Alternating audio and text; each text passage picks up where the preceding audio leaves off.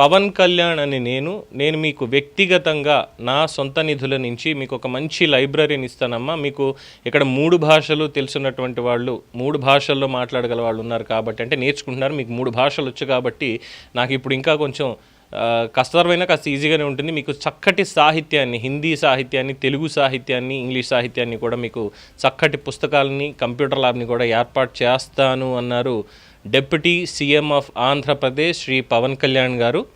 ఇది జరిగి 9 రోజులైంది. నేటి 10వ రోజు హామీ నెరవేరిపోయింది. ఎస్, హామీ నెరవేరిపోయింది. ఆయన సొంత నిధులలోంచి ఇక్కడ చిలకలూరిపేట శారద జిల్లా పరిషత్ ఉన్నత పాఠశాలలో ఆయన మాట్లాడుతూ, లైబ్రరీ చాలా చిన్నగా ఉంది, బీరువాలు అలాగే ఇతరత్ర విద్యార్థులకు సరిపడా పుస్తకాలు ఏమనిపించింది, 10 మాత్రమే కంప్యూటర్స్ ఉన్నాయి, ఇవన్నీ చెప్పారు కదా. దీనికి సంబంధించి తెలుగు, హిందీ, ఇంగ్లీష్ భాషల్లో మంచి పుస్తకాలు పంపిస్తాను, 25 కంప్యూటర్లు మీకు అందిస్తాను, పుస్తక పఠనం మీద ఆసక్తి పెంచి సృజనాత్మకతని పెంపొందించాలని తల్లిదండ్రులను కూడా ఆయన కోరారు కదా. ఇచ్చినటువంటి మాట ప్రకారం 10 రోజుల్లోనే శారదా జిల్లా పరిషత్ ఉన్నత పాఠశాల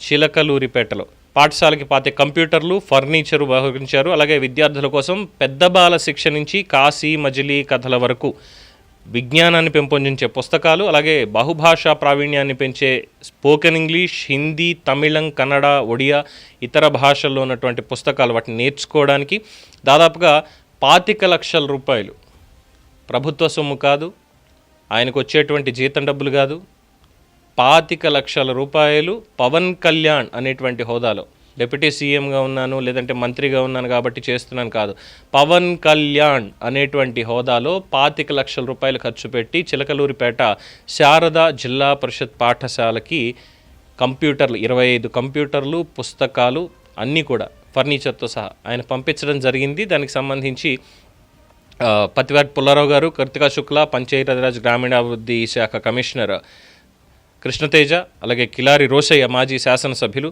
వీళ్ళందరూ కూడా కంప్యూటర్ ల్యాబ్ని, లైబ్రరీలని కూడా ప్రారంభించి విద్యార్థులకి వాటిని అందుబాటులోకి తీసుకొచ్చారు. Title justified. పొద్దున హామీ ఇస్తాడు, సాయంత్రానికి అమలైపోతుంది.